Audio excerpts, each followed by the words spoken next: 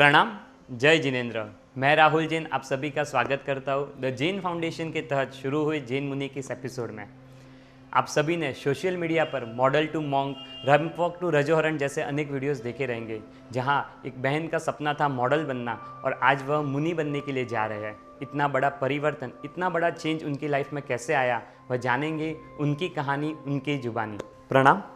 प्रणाम।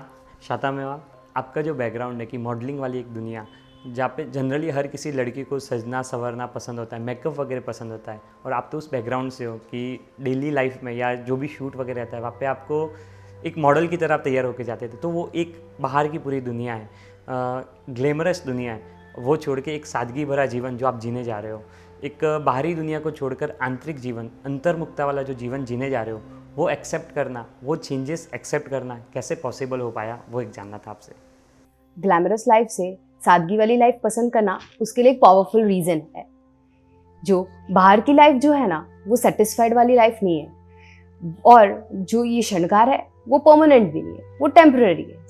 बस इस वजह से मेरे मन में एक विचार आया कि जो बाहर की जो ये श्रृंगार जो है, वो बाहर पदार्थ कभी काम में ही नहीं आने वाले। बस गुणों का श्रृंगार करना है मुझे। बाहर का श्रृंगार क्षण भर का है, जब तक ये ब्यूटी है तब तक ये रहेगा। जब एक ब्यूटी ढल जाएगी, वृद्धावस्था आएगी, तब तो ये ब्यूटी काम में नहीं आने वाली है। बस वैराग्य ग्रंथ में ये लिखा हुआ है, तम कत्तम बलम तम कत्त जुवनम अंगचंगी मान कत्थ संवमच्यम पिच डिट्टम नट्टम कयम तेण। इसका मतलब ये होता है कि मृत्यु आने वाली रहेगी, तब आपका ये शरीर, आपका ये रूप कुछ काम में नहीं आने वाला है। इस वजह से मैंने ये निश्चय इसलिए किया कि where there is no expectation but there is always simplicity, इसलिए मैंने ये सादगी वाली लाइफ पसंद की है। आज की यंग जनरेशन को इंडिपेंडेंस पसंद है, खुद के हिसाब से जीना, खुद के हिसाब से रहना। ड्रीम है या फिर कोई गोल भी है तो वो खुद के हिसाब से सेलेक्ट करते हैं, किसी के परतंत्र या किसी के ऊपर डिपेंडेंट रहना पसंद नहीं है। तो यह एक जीवन जहाँ पे टोटली इंडिपेंडेंस है, और वहाँ पे जो साधु जीवन है, गुरु की आज्ञा में परतंत्रता बोल सकते हो या उनकी आज्ञा अनुसार ही पूरा जीवन जीना है, तो वह जीवन कैसे एक्सेप्ट कर सकते हो, किस तरह ये दोनों का डिफरेंस है, उसमें से वो सेलेक्ट करना आपके लिए पॉसिबल हो पाया, वो एक जानना था। पतंग जब आकाश में उड़ती है तो उसकी डोरी कनेक्टेड रहती है। बस एक बार वो डोरी कट गई तो वो पतंग छूट जाएगी। वैसे ही प्लेन स्पेस में जाती है तो वो भी इंजन से कनेक्ट रहती है या कोई मशीन से कनेक्ट रहती है, बट वो मशीन ख़राब हो गई तो फिर वो ख़राब हो जाएगी। वैसे ही उसका कोई अस्तित्व नहीं रहेगा। बस यही कहना चाहती हूँ मैं कि गुरु महाराज के शरणों में निर्णय और इच्छा मैं समर्पित करने जा रही हूँ।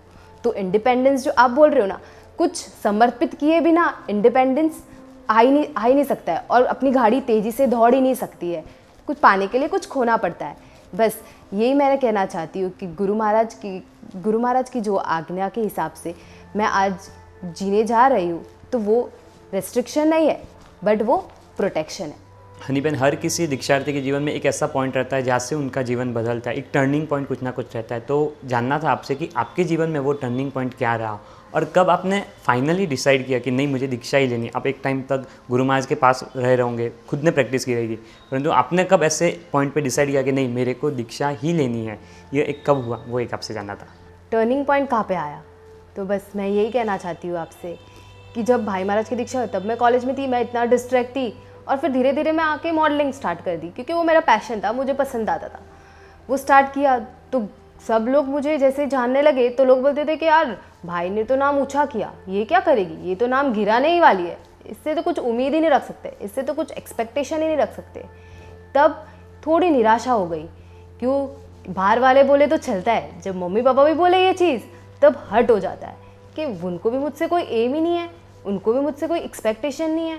क्या मैं इतनी बुरी हूँ, क्या मैं इतनी गलत हूँ, ये प्रश्न आ गया मेरे मन में। तब एक सज्जन व्यक्ति की और मेरे गुरु महाराज और मेरे कल्याण मित्र like BFF, best friend for ever, परम पूज्य योगरक्षा श्री जी महाराज साहब ने मुझे प्रेरणा की। उन्होंने मेरा वैराग्य बढ़ाया और मैं उसी मार्ग पे चलते गई और मेरा उत्साह बढ़ते ही गया। फिर मैं भाई महाराज की प्रेरणा, मैं वापस घर आ गई रहने के लिए। भाई महाराज की प्रेरणा हुई कि बस तू एक बार ट्राई कर ले, एक दिन मेरे लिए रहने आ जा। पोजीशन के जस्ट 5 डेज़ पहले मैं रहने गई और फिर मैं डिसाइड करके तो आई थी कि इस बार तो डिसीजन करके ही जाना है, चाहे मैं मर भी जाऊँ, पर डिसीजन एकदम क्लियर होना चाहिए कि संसार में रहना है या शादी करनी है। फिर बाद में मैंने डिसीजन किया कि नहीं, ये दुनिया में जो भी चीज़ है वो सब नाशवंत है, सब एक दिन नाश पाने वाली है। इस दुनिया में कुछ भी साथ में नहीं आने वाला है। जो उज्जवल है वो अपना आत्मा है, अपने आत्मा के लिए जीना है। बस इस वजह से मेरा ये टर्निंग पॉइंट उसी टाइम पे आया और महावीर जन्मवांचन के दिन मैंने फिक्स किया कि बस मुझे ये संसार को त्यागना ही है। हनी बहन, आपसे एक जानना था कि आपने कितना समय गुरु महाराज के साथ रहे हो, उनके गुरुकुलवास में आपने वहाँ पे कैसे प्रैक्टिस की और कब से ये कनेक्शन स्टार्ट हुआ, गुरु भगवंत मिले और कितने टाइम की ट्रेनिंग आपकी रही, और फिर आपने गुरुकुलवास में ऐसी क्या बात थी जो आपको ज़्यादा अच्छी लगी, उधर की जो भी ट्रेनिंग वगैरह में आपको ऐसा क्या विशेषता थी जो आपको अच्छी लगी, वो एक आपसे जानना था। जब भाई महाराज की दीक्षा नहीं हुई थी और वो भी संसार अवस्था में थे और मैं भी संसार अवस्था में, तब उन्होंने विहार किया था और मैं भी उनके साथ गई थी विहार में। अंधेरी से लोनावला तक का विहार था, बस वही संपर्क हुआ। भाई महाराज वहाँ पे ही रह गए, बट मैं वापस आ गई। उनका नसीब शायद पुण्य अच्छा रहेगा और मेरा पुण्य उधर कम रहेगा। मैं वापस आ गई। कॉलेज की लाइफ थी, कॉलेज में मस्त थी, कुछ पता ही नहीं चलता था धर्म क्या होता है क्या नहीं। फिर वापस थोड़ा संपर्क हुआ, चौमासा किया, साहिब जी ने चौमासा उधर किया, तो साहिब जी के पास मैं गई। मम्मी बोली एक बार तो जाके आ, एक बार तो जाके आ, एक बार तो जाके आ। फिर कुलबोधि सुरेश्वर जी महाराज ने बोला कि मेरे बहन महाराज यहाँ पे ही है, एक बार जाके आना। मैं एक बार जाके आई। उनको मैंने बोला कि मैं स्तवन अच्छा गाती, तो उन्होंने मेरा स्तवन सुना। बस उसी टाइम पे वो गुरु महाराज की जो बोलते हैं ना अट्रैक्शन, रूप, वो ही एकदम पसंद आ गया। फिर मान तो लिया था दिल में कि यही गुरु महाराज है, बट सत्व नहीं था, रहने का नहीं। बस वापस आ गई। थोड़े टाइम हुआ, कांटेक्ट होता था, बस मन नहीं कि जाओगी नहीं, मेरे को नहीं जाना, दीक्षा नो, दीक्षा मतलब लेना ही नहीं है मुझे। थोड़ा टाइम और हुआ, उपध्यान करने का मौका मिला तो उपध्यान करने गई। थोड़े दिन रुकी पर सत्व नहीं था, इसलिए मैं वापस आ गई। गुरु महाराज की सख्त प्रेरणा थी कि मैं उधर जाऊँ और रुकूँ।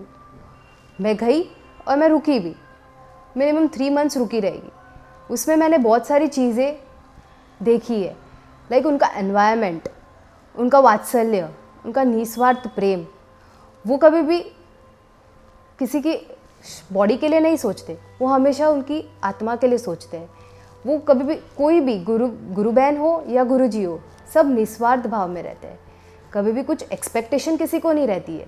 बस वही जो एनवायरनमेंट है वो मुझे पसंद आ गया।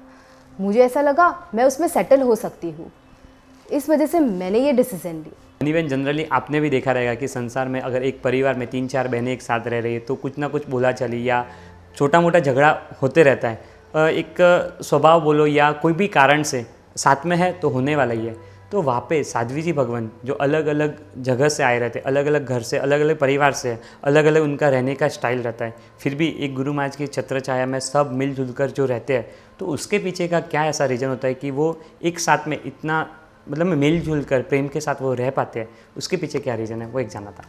आपको हमेशा ऐसे ही क्यों लगता है कि लेडीज़ में ही झगड़े होते हैं, पर जेंट्स में भी झगड़े होते हैं।